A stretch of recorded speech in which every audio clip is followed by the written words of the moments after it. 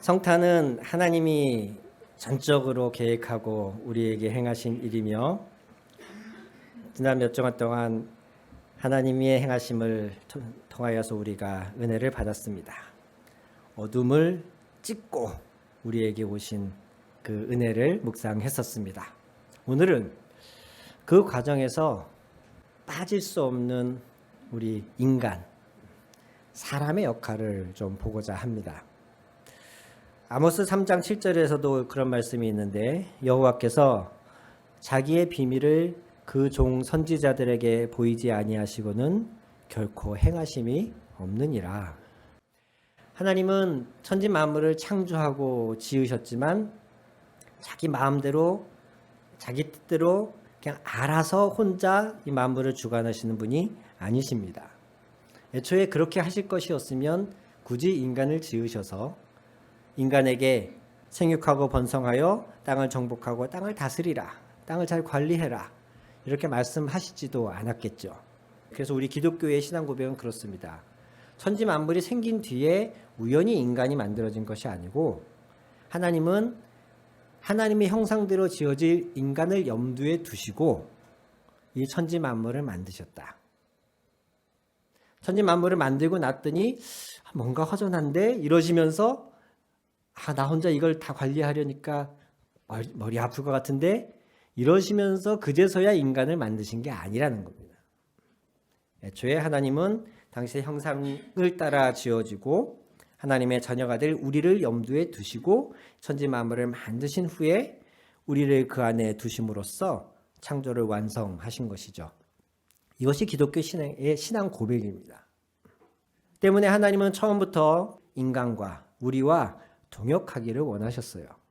때문에 성경에 기록되어 있는 모든 대부분의 하나님의 역사들에는 반드시 사람이 함께합니다. 출애굽의 어마어마한 역사도 굳이 하나님이 모세라고 하는 한 사람을 통해서 하셨듯이 하나님은 인류를 구원할 그 아들을 보내시는 과정에서도 사람들과 동역하십니다. 사람들이 더 받아들이기 쉽고 사람들을 더 깜짝 놀래킬 만한 이벤트로 하나님의 아들이 오실 거였다면 정말 그냥 공중에서 짠 하고 나타나시는 게 제일 효과적이었을 것 같아요. 모든 사람의 꿈에 동시에 짠 나타나시든가 그러면 사람들이 군말 없이 하나님의 아들로 받아들이지 않았겠습니까? 그런데 하나님은 그렇게 하지 않으시고 보통의 대부분의 인간과 똑같이 한 부부를 통해서 그 아들을 보내신 거예요. 그 부부가 오늘 등장하는 요셉과 마리아죠. 이들이 하나님의 계시, 그 계시가 실제로 이루어지는 과정 안에 보여줬던 모습들을 통해서 그럼 오늘날에는 여전히 살아계시고 일하시는 그 하나님 당신의 계획과 뜻을 지금도 행하고 계시는데 과연 거기에 우리를 어떻게 동참시키실까? 오늘날 우리는 요셉과 마리아를 보면서 하나님의 일하심에 어떻게 참여할까를 함께 묵상하게 되기를 원합니다. 먼저 보시겠습니다. 18절을 보시면은요. 예수 그리스도의 나심은 이러하니라. 그의 어머니 마리아가 요셉과 약혼하고 동거하기 전에 성령으로 잉태된 것이 나타났더니 이렇게 기록하고 있습니다. 첫 번째로 말씀드리고 싶은 건 하나님의 우리가 동역자이고 우리를 통해서 하나님이 일하시는 것은 분명하지만 모든 계획의 출발은 하나님이시라는 겁니다. 이것은 우리가 잊어서는 안 됩니다.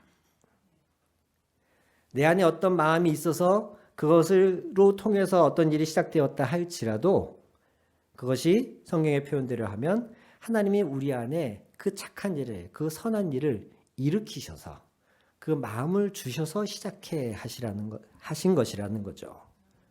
오늘도 요셉과 마리아를 통해 하나님이 역사하시지만 이미 그것은 하나님의 계획 안에 있었고 그 마리아가 잉태된 것은 정적으로 성령으로 잉태된 것이라는 사실.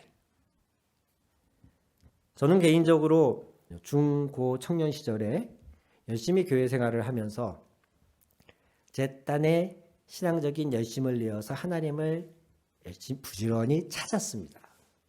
그래서 은혜 받을 수 있는 여러 통로들을 나름 열심히 찾아 나섰어요. 그때는 중고등학교도 부흥회를 3일씩 막 했었습니다. 그리고 중고등학생들이 막 통성기도 주여 하면서 통성기도 하고, 그래서 그 시절에 헌신한 중고등학생들이 저 같은 목사가 된 거예요. 그렇게 열심히 하나님을 찾고 제 안에 어떤 채워지지 않는 갈급함, 목마름, 그런 것들을 좀 채우고 싶어서 누가 시키지 않았는데도 혼자 교회 가서 기도하기를 이렇게 열심을 내었었고, 고등학교 때였던 것 같아요. 어느 겨울에 추운데 혼자서 교회에서 기도하고 있는데 사차 집사님이 제가 있는 걸 모르고 문을 잠가 버리셨어요. 나오지도 못하고 그 안에서 본의 아니게 철야 기도를 정말 하게 된 거죠. 너무 하다가 배가 고파가지고 뭐 먹을 거 없나 그래가지고 청년부실 뒤졌더니 그 율무차가 있더라고요. 커피, 율무차 뭐 이런 게 있어서 따뜻한 물도 없으니까 그냥 율무차 퍼먹으면서 가루를 그러면서 그 밤 본의 아니게 갇혀서 철야 기도한 적도 있었습니다. 그런 과정이 있었기 때문에 저는 제 딴에 제가 열심히 하나님을 찾은 거라고, 그래서 하나님을 만나고 그 과정이 있었기에 내가 열심을 내었기에 제 신앙이 자란 것이라는 생각이 은연중에 있었는데, 지금 다 돌이켜서 보니 그건 역시 하나님의 인도하심이었음을 고백합니다. 사실 엄밀히 말해서 내가 하나님을 찾았다는 표현을 했지만 하나님이 내가 찾는다고 만나질 수 있는 분이 아닙니다. 하나님 그 신격인 하나님이심과 피조물인 저와의 존재의 이 간극은 내가 노력한다고 해서 채워질 수 있는 간극이 아니거든요. 그래서 인간이란 존재가 하나님을 열심히 찾는다 그래서 찾아냈어. 우리가 열심히 고민하면 막 어떤 발명을 해내고 하는 것처럼 내가 신이란 존재를 찾아냈어. 내가 열심히 연구했더니 여러 철학과 진리들을 탐구했더니 하나님이 어떤 존재인지 알아냈어. 이렇게 말할 수 있는 인간은 존재하지 않습니다. 오늘날 우리가 하나님을 안다, 만났다라고 고백할 수 있는 모든 것은 전적으로 하나님이 그것을 허락해 주셨기 때문이에요. 은혜로 그 문을 열어주셨기 때문에 나는 내가 열고 들어갔다고 생각했는데 그게 아니고 열어주셨기에 들어갈 수 있었고, 보여주셨기에 볼 수 있었고, 만나주셨기에 내가 만날 수 있었다는 사실을 지금은 고백합니다. 사랑하는 성도 여러분, 하나님은 반드시 우리를 향한 놀라운 계획과 뜻이 있으십니다. 우리를 통하여 일을 하시려는 하나님이십니다. 때문에 내가 미처 인지하지 못한 순간에도 또 그것이 당장 내 눈에는 하나님의 계획같이 같아 보이지 않아도 하나님은 분명히 먼저 일하십니다. 지금 내 뜻대로 무엇가 되지 않아도 너무 낙심하지 마십시오. 지금 하나님이 분명히 요셉과 마리아가 모르는 단계에서 먼저 일하기 시작하셨잖아요. 근데 그 일하심이 드러난 첫 단계가 뭡니까? 남자를 알지 못하는 여자가 아이를 가진 거예요. 이게 하나님의 일하심의 첫 단계입니다. 이게 말이 됩니까? 이게 이 여인에게 축복입니까? 결혼하기 위해서 약속을 해놓은 정혼한 남자가 있는데 갑자기 내 배에 내가 욱 하면서 입덧을 하더니 내 배에 아이가 생겼어. 이게 이 여인에게 기쁘고 찬양할 일이었겠습니까? 아니면 도저히 이해할 수 없는, 집안으로 봤을 땐 집안에는 망신살이요, 이 여인에게는 돌 맞아 죽을 이런 비극적인 일이었겠습니까? 그 당시 기준에서는 당연히 후자였죠. 전혀 이해할 수 없는 방법이었지만 그런데 놀라운 것은 그게 하나님의 일하심이었다는 거예요. 이 사실을 우리가 알고 있어야 됩니다.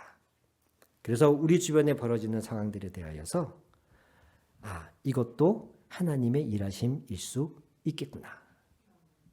이러한 믿음의 시선으로 바라보시기를 주님의 이름으로 축원합니다. 하나님은 먼저 일하시는 하나님입니다. 두 번째로 19절을 보시면 그의 남편 요셉은 의로운 사람이라 그를 드러내지 아니하고 가만히 끊고자 하여. 그 당시 기준으로 봤을 때 요셉은 굉장히 점잖은 사람입니다. 자기와 정혼을 한 여자가 비록 결혼식만 안 했지 그 당시에 정혼했으면 이미 그냥 다 유부녀 유부남으로 인식하던 시대입니다. 그런데 그 여인이 갑자기 임신을 했어.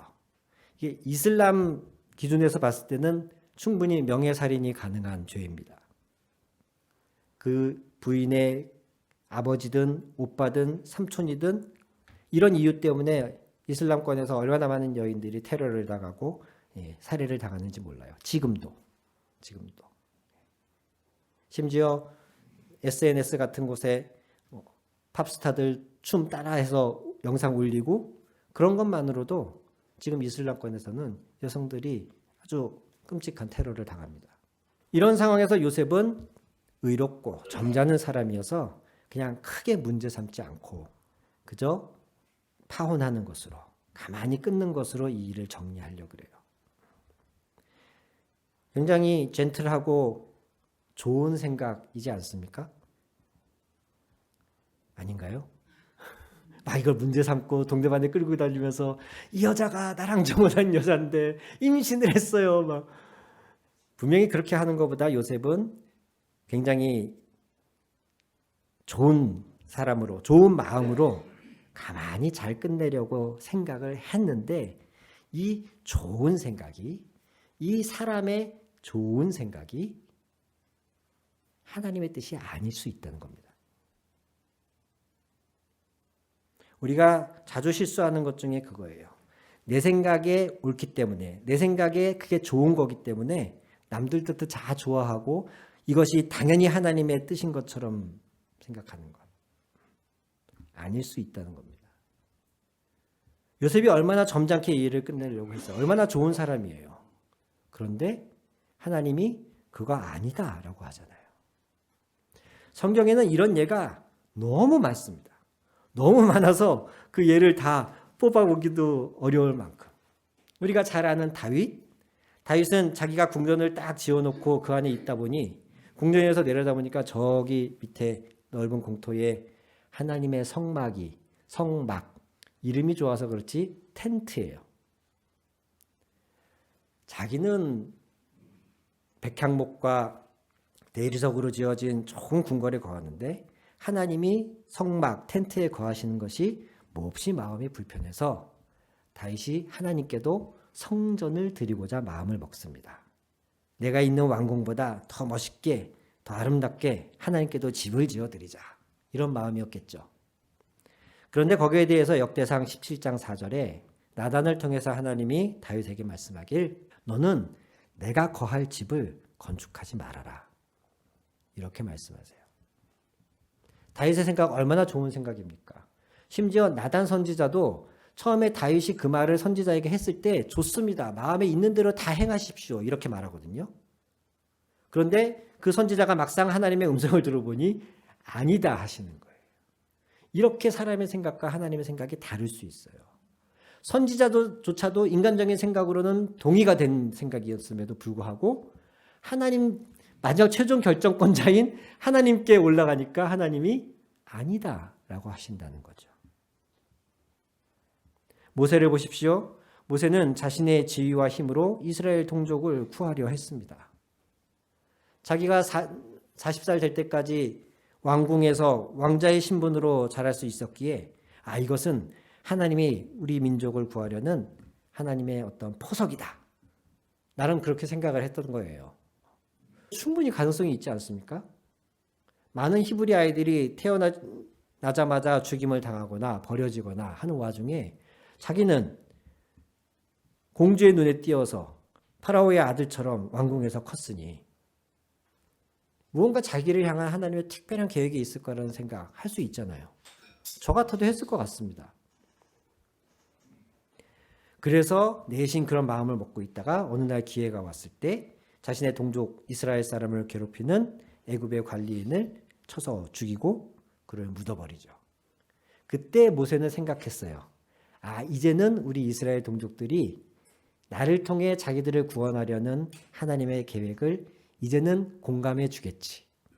이제는 때가 되어서 내가 우리 민족을 이끌어야 되겠구나 라고 생각을 했는데 웬걸 다음날 나갔다가 같은 이스라엘 사람끼리 싸우는 현장에 그것을 좀 중재해 보려고 끼어들었더니 그중 한 명이 그렇게 말하잖아요.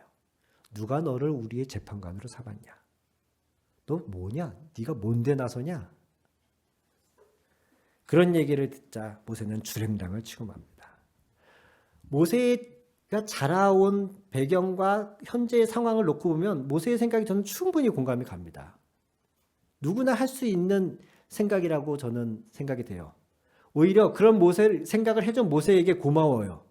그냥 자기 혼자 호의호식하고 그 안에서 히브리인 아닌 척, 이스라엘 사람 아닌 척하고 살았으면 혹시 알아요? 파라오가 됐을지? 그런데 모세는 그렇게 하지 않고 자기 민족 이스라엘을 생각해서 나선 거예요. 위험을 무릅쓰고. 그런데 이게 하나님 뜻이 아닐 수 있다는 거예요. 더 나아가서는 이 모세가 그게 들키자 일이 어그러졌구나 싶어서 주랭랑을 쳐가지고 또 무려 40년 동안을 광야에서 그냥 목자로 살지 않습니까? 미디안 광야에서 한 촌부로 양을 치는 목자로 무려 40년을 살아내요. 그때쯤에 모세의 생각은 그랬을 겁니다. 그냥 이렇게 살다 죽자. 이렇게 살다 죽자. 그런데 그건 역시 하나님의 뜻이 또 아닌 거예요.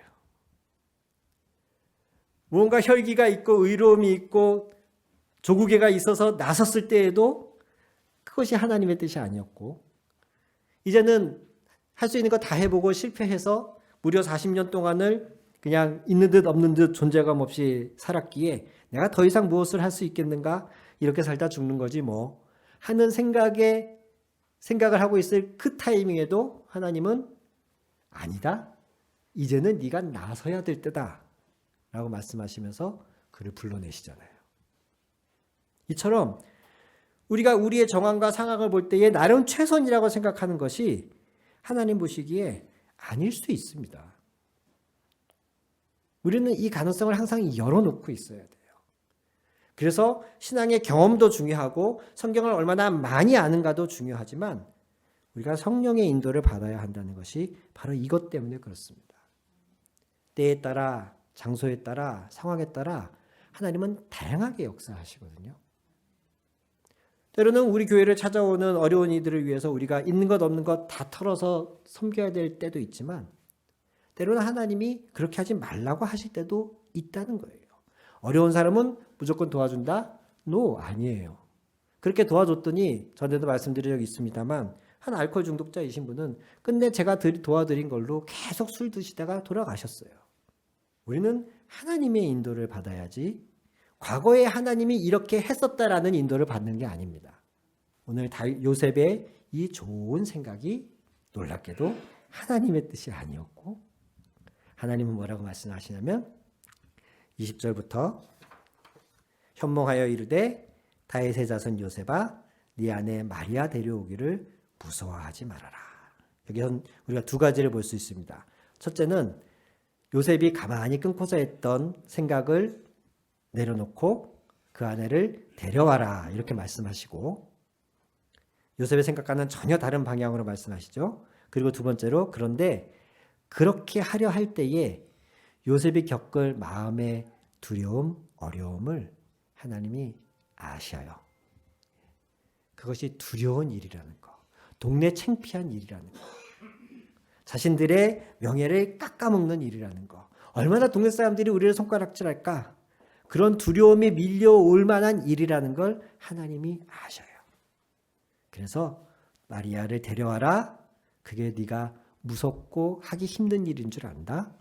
그러나 두려워하지 말아라. 이렇게 격려해 주시는 것이죠. 이처럼 하나님의 뜻에 나를 맡기는 것은 왜냐하면 조금 전 말씀드렸듯이 내 뜻과 하나님의 뜻이 때로는 너무 다르거든요. 그래서 그 뜻을 따르려고 하는 것이 너무 무서워요. 이걸 내려놓으면 안 될 것 같거든요. 이걸 내려놓으면 나라는 사람 자체가 부정되는 것 같거든요. 그런데 그런 무서움과 두려움에도 불구하고 우리가 거기에 순종할 때에 그때에 비로소 성탄이 이루어질 수 있었던 것처럼, 마치 마리아가 계시를 받았을 때 고백했던 것처럼 주의 여종이오니 주의 말씀대로 내게 이루어지이다. 아멘. 그렇게 고백할 때에 온 인류를 구원할 성탄의 기적이 일어난 것처럼 오늘 우리의 삶에도 이건 여태까지 살아온 내 경험과 너무 다른데, 내가 알고 있는 상식에 맞지 않는데, 이렇게 하면은 안 될 텐데, 실패할 텐데, 손해볼 텐데, 이렇게 하면은 내가 자존심 상하는데, 이렇게 우려되고 두려운 모든 상황 속에서도 다니엘과 세 친구처럼 죽으면 죽으리라, 아니 에스더군요. 죽으면 죽으리라. 그리 아니하실지라도 내가 저 신상에게 전하지 않겠습니다 했던 그들처럼 때로는 우리의 삶에 이러한 도전하고 모험하는 마음으로 순종할 때에 그때 하나님의 역사가 이루어집니다. 지금까지 경험해보지 못한 하나님의 일하심을 체험하게 됩니다. 여호수아가 이끌었던 이스라엘 백성들이 요단강을 건넌 직후에 길갈이라고 하는 곳에서 진을 형성하고 제일 먼저 한 일이 무엇인지 아십니까? 지금 요단강을 건넜기 때문에 여기는 어디예요? 가나안 땅이에요. 가나안 땅에는 수많은 이방인들이 이미 각자의 영역을 차지하고 견고한 성을 세우고 있는 적진이죠. 그 적진 한가운데 딱 도착하자마자 그들이 가장 먼저 한 것이 할례입니다. 할례 아시죠? 요즘 말로 하면 포경수술이에요. 포경수술 하면은 남자들의 전투력이 어떻게 되겠습니까? 꼼짝 못합니다. 최소 일주일. 그런데 하나님이 요단강 건너자마자 제일 먼저 하라고 하신 게 할례예요. 이게 온전히 내가 보호받고 있는 상황에서도 하기 두려운 일인데, 개인의 고통이면서 생사를 잘라내는 거 아닙니까? 개인의 고통이기 때문에 두렵기도 한 일인데, 지금 온 민족의 생사가 걸려있는 적진과의 전투를 눈앞에 둔 상황에서 그거를 한다? 그것도 교대로 망을 서면서 보초를 서면서 하는 것도 아니고, 모든 광야에서 태어나서 할례 받지 못한 모든 장정들이 길갈에서 제일 첫 번째 한 일이 할례를 행하는 거였습니다. 이건 대단한 도전이고 모험입니다. 하나님이 명하셨기에 했지 작전상으로 전술상으로 절대로 해서는 안 되는 일입니다. 그런데 그들은 그 하나님의 말씀에 순종했어요. 전투력이 완전히 제로가 되는 적을 눈앞에 두고서 그 상황을 그들은 감내한 거예요. 그들이 그렇게 순종했을 때에 하나님은 오히려 그 가나안에 있는 많은 이방인들 마음 안에 두려움을 주셔서 그들이 할례를 회복하는 그 기간 동안 그들을 온전하게 지켜주셨습니다. 이러한 도전이 없으면 이러한 하나님의 역사를 체험 못해요. 내일은 예수님의 탄생을 기념하는 날이고 또 이제 일주일만 지나면 새해입니다. 사랑하는 성도 여러분, 하나님이 새해에 우리에게 새해를 행하시지 않을까 저 기대하는 바가 있습니다. 아멘이십니까? 아멘. 아멘. 그 과정에서 아마 우리가 이런 모험을 해야 될 수도 있을 거라고 저는 생각합니다. 지금까지 여러분이 수십 년을 살아오셨고 신앙생활을 수십 년 해오셨지만 그 과정을 고스란히 반복하는 것이 지금 우리를 부르신 뜻은 아니라고 생각해요. 저라는 개인이 지난 20여 년간 목회를 해오면서 전혀 제가 계획하지 않았던 것들을 경험하게 하시고 오늘의 나를 만드신 그 하나님이시라면, 그리고 여기 오신 한 분 한 분들의 다 스토리가 있으시잖아요. 여러분들이 다른 더 큰 교회도 이미 잘 안정되어 있는 교회도 다 가실 수 있는 분들인데 굳이 하나님이 저와 여러분을 여기에 불러놓으신 거라면 이거는 무언가 지금까지 있지 않았던 교회, 지금까지 흔히 볼 수 없었던 그런 일들을 하나님의 우리를 통해서 하시려는 거 아닐까? 제 안에는 그런 어떤 소망함이 있습니다. 그래서 저는 그 하나님의 일을 기대하면서 오늘 이 말씀을 통해 여러분한테 도전합니다. 나의 최선이 하나님의 최선은 아닐 수 있습니다. 최선을 준비하고 최선을 위해 궁리하시되 하나님의 또 다른 길을 우리는 항상 열어놓읍시다. 그리고 그 하나님의 인도하심이 때로는 내 상식과 계획에 맞지 않다 하더라도 좀 위험한 도전이라 할지라도 우리가 한 걸음을 내디딥시다. 그러면 새해에는 지금까지 우리가 알았던 그 하나님도 크셨지만 지금까지 경험한 하나님보다 더 크신 하나님, 지금까지 내가 알지 못했던 새해를 행하시는 하나님이심을 경험하게 될 줄로 믿습니다. 아멘. 기도하시겠습니다.